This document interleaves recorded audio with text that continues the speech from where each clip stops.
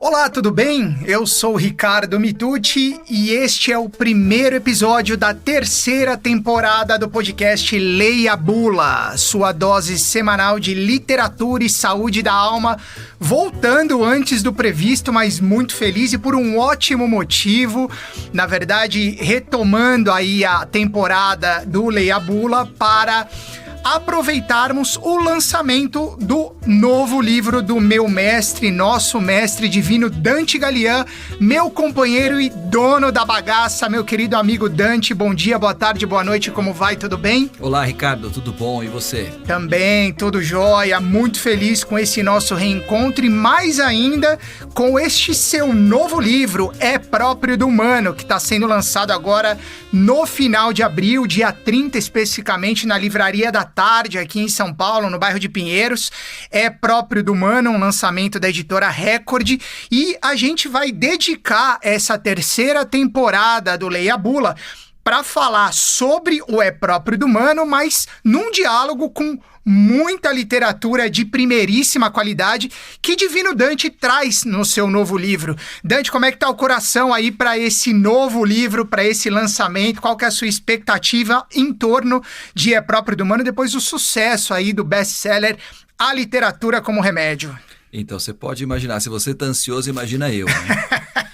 Tenho certeza. Um longo processo aí de amadurecimento, quer dizer, desde o lançamento do Literatura como Remédio, essa ideia desse livro, É Próprio do Humano, ele foi tomando corpo, ele foi se desenvolvendo e realmente uma grande alegria ver agora o filho nascido, né? O sexto filho, Dante, para quem não sabe, Dante tem 5 filhos, né? Dante e Beatriz têm 5 filhos, é o sexto filho então, Dante. Exatamente, é o sexto filho. Aliás, acho que é o sétimo, né? Sétimo, né? É o sétimo.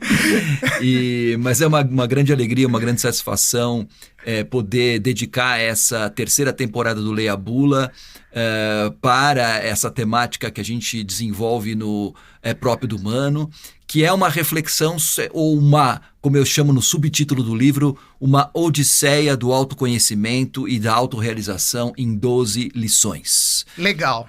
E é justamente sobre essas 12 lições que nós vamos basear aí a terceira temporada do Leia a Bula. E para isso, o que a gente vai fazer então? A gente vai seguir a mesma dinâmica da temporada passada, né? Quando este que vos fala fez a sua estreia no podcast Leia a Bula.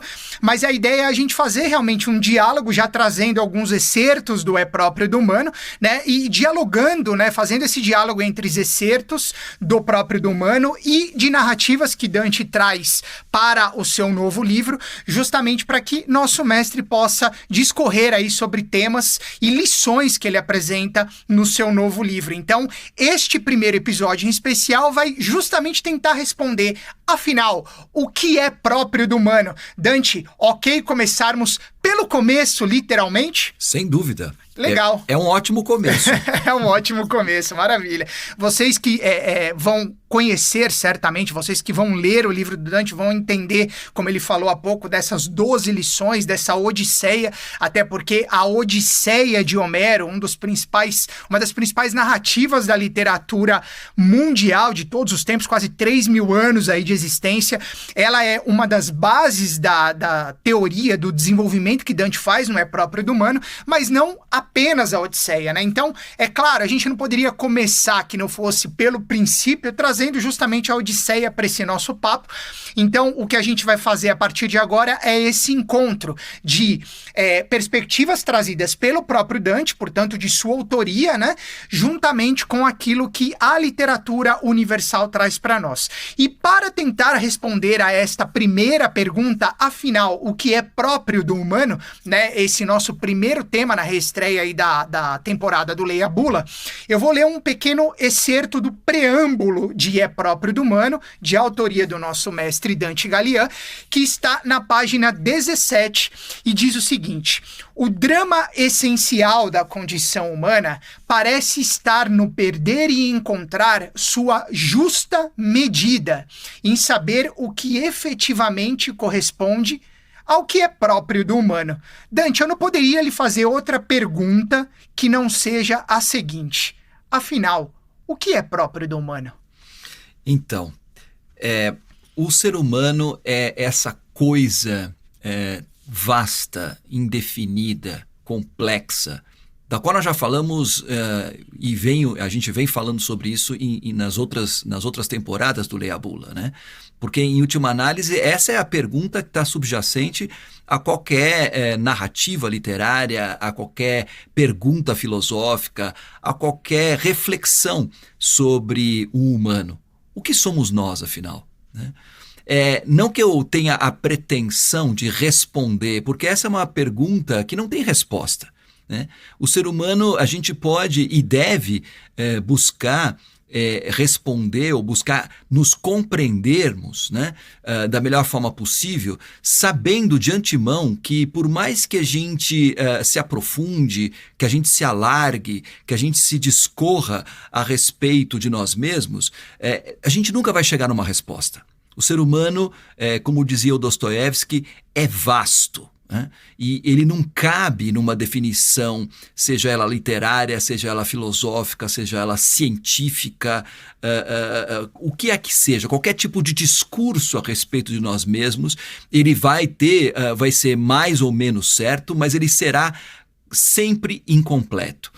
Agora, essa pergunta, ainda que ela seja irrespondível, digamos assim, ela é fundamental, ela é necessária, porque toda vez que a gente se esquece daquilo que é próprio do humano, no sentido da palavra próprio, no aspecto de propriedade, não no aspecto daquilo que me pertence apenas, né? Então eu tenho, esse celular me é próprio, essa casa é própria, mas próprio no sentido de uns significados que tem a palavra próprio no nosso dicionário, que é justamente o sentido moral, que é o sentido apropriado, aquilo que é certo, aquilo que é justo, aquilo que é esperado.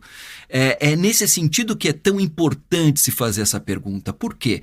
Porque se a gente não se pergunta a todo momento o que seria próprio de nós mesmos, o que seria próprio do humano, nós agimos de forma inapropriada, nós agimos de forma desumana ou desumanizadora. E isso tem um efeito na saúde própria, individual de cada um, na saúde da própria coletividade, da sociedade, da humanidade, na saúde mesmo do cosmos, né? Na medida em que a gente se afasta daquilo que seria próprio do humano, a gente causa um estrago extraordinário na nossa própria vida, na vida dos outros, na vida do planeta, do universo e assim por diante. Então, perguntar efetivamente o tempo todo, principalmente nos tempos que nós estamos vivendo, porque essa é uma pergunta tão antiga quanto a própria humanidade, né, Ricardo? Agora, nos tempos que nós estamos vivendo, né, em que a mecanização, a inteligência artificial, as redes sociais, enfim, as possibilidades tecnológicas que nós chegamos hoje até no sentido de se pensar no transhumano, no hiperhumano, né, numa outra coisa além do humano, se torna urgente. Nós precisamos urgentemente, eu acho que grande parte da crise que nós estamos vivendo hoje é uma crise civilizacional, uma crise humanitária, com todas as consequências que a gente tem visto, né, em termos da saúde do planeta, da saúde da sociedade, da saúde da cultura, das famílias, dos indivíduos e assim por diante, depende fundamentalmente dessa questão, porque claramente nós estamos agindo de forma inapropriada, ou seja, de uma forma que não é própria do humano, e isso tem trazido consequências nefastas. Portanto, perguntar-se o que é próprio do humano apresenta-se como uma necessidade urgente e essencial, ainda mais nos tempos em que nós estamos vivendo. E o livro é justamente isso.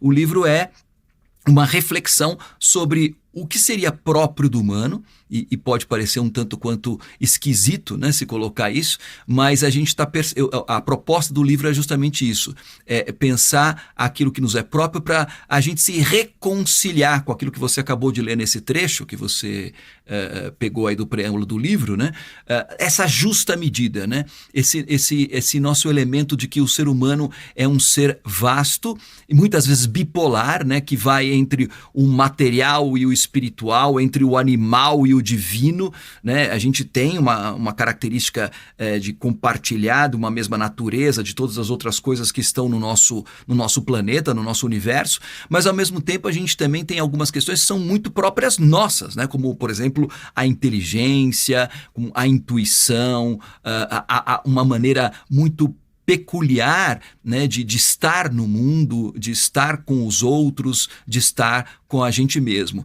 Então, assim, tentar encontrar justamente essa justa medida daquilo que seria próprio do humano se apresenta como a proposta desse livro, que parte justamente da literatura. Inspirado a partir dessa obra que eu considero, não só eu, né, mas a própria crítica, a história, enfim, a tradição ocidental e também, em certos sentidos, depois da globalização, a própria tradição oriental, de ver na Odisseia de Homero, né, um dos textos fundacionais a respeito daquilo que é próprio do humano. Então isso me inspirou a fazer essas perguntas, a buscar nessa narrativa fantástica do Homero, que foi escrita no século VIII a.C., mas que continua sempre muito atual, né? Quais seriam essas lições a respeito do próprio do humano? O que a gente pode aprender com a Odisseia e a partir da Odisseia, com toda a herança literária da humanidade, o que a gente pode aprender com a literatura e, claro, sempre em diálogo com a filosofia, com a história, com as ciências, aquilo que pode nos ajudar a nos reconciliar com o próprio do humano e fazer com que a gente viva melhor, com que a gente viva com mais saúde. Perfeito. E você citou aqui dois aspectos que eu quero estender aí a próxima pergunta que eu vou lhe fazer, que é justamente a questão da justa medida, justamente a justa medida, que é algo que eu tenho certeza que não apenas eu, mas muitas das pessoas que nos ouvem aqui, que acompanham teu trabalho, que fazem laboratório de leitura conosco, já ouviram você falar, e é uma questão extremamente relevante essa da justa medida, que de alguma maneira a gente pode sintetizar também como o bom e velho equilíbrio que a gente passa a vida inteira buscando em tudo que a gente faz, e também o aspecto da Odisseia, que, como você mesmo falou, é fundacional não só para a literatura, mas é a base desse seu novo livro, e eu não poderia reestrear essa nossa temporada do Leia a Bula que não fosse trazendo a Odisseia de Homero para o nosso diálogo, até porque, como você mesmo sabe, todo mundo que nos ouve também já percebeu, quando eu falo Divino Dante, eu estou de alguma maneira prestando uma homenagem a Divino Ulisses. Para quem já leu a Odisseia, sabe que pelo menos numa tradução aí da Penguin Companhia, do Frederico Lourenço, né, ele se refere muito a Ulisses como divino, e eu faço essa brincadeira aí, até porque ela tem um fundo de verdade. Para mim, meu querido amigo, meu mestre Dante Gallian é sim divino. Eu vou trazer a Odisseia de Homero, Dante, pra gente fechar esse nosso primeiro episódio da terceira temporada, falando sobre essa questão da justa medida. E aí eu recorro ao canto 15 da Odisseia, especificamente versos 69 a 71, em que Homero escreve o seguinte: censuro antes o homem que, como anfitrião, ama os hóspedes em demasia, ou então em demasia os odeia. 2 pontos. O melhor em tudo é a moderação. A gente vai voltar a falar oportunamente num outro episódio sobre essa questão da hospitalidade, porque é uma lição do seu novo livro, do É Próprio do Humano, mas agora eu quero, por gentileza, que você se detenha essa questão do o melhor em tudo é a moderação. Dante Gallian, divino mestre, como conseguir essa moderação em tudo ou em boa parte daquilo que a gente se propõe a fazer na nossa vida? Essa eu acho que é a pergunta de $1 milhão dessa temporada, mestre. Sem dúvida, é a pergunta não só de $1 milhão, mas de 1 milhão de vidas, né? De 1 milhão de anos, né? Porque, de fato, essa noção da justa medida que efetivamente aparece na história da humanidade, formulada pela primeira vez em Homero, né? E nesse sentido o texto de Homero ele é fundacional e referencial em muitos sentidos, mas principalmente nesse, e que está justamente, com o perdão da palavra, né? Justamente nessa justa medida, né? Entre aquilo que você está se referindo entre o divino e o animal, né? Porque nós somos, né? Já dizia Aristóteles, né? Anthropos zoon ekon logon. O ser humano, o anthropos, é um animal dotado de palavra. Então, a gente tem essa herança da animalidade com o qual a gente compartilha essa mesma natureza com tudo que existe no nosso planeta, com tudo que existe no nosso universo, e ao mesmo tempo a gente tem algo que nos torna familiares aos deuses. Né? Dentro da tradição grega, dentro da tradição antiga, né, essa dimensão transcendente, essa dimensão metafísica, que também faz parte da experiência humana. Então, assim, como é que animais que se pretendem deuses, né? Essa pretensão pela divindade, essa pretensão pela imortalidade, que é tão própria do humano, né? Ela é algo justificável na medida em que, de certa forma, como dizia o próprio Homero, isso foi colocado pelos próprios deuses no nosso próprio coração. Né? É como se houvesse um convite por parte do divino, do espiritual, a que a gente correspondesse a essa nossa origem transcendental, metafísica, espiritual. No entanto, né, nós nunca podemos nos esquecer que também somos seres dotados de matéria, também somos seres mortais, também somos seres finitos. Então, como conciliar essas coisas? Esse é o grande drama da experiência humana. O ser humano é um ser dramático. O ser humano é um ser que está na contradição, que está na dialética da própria existência.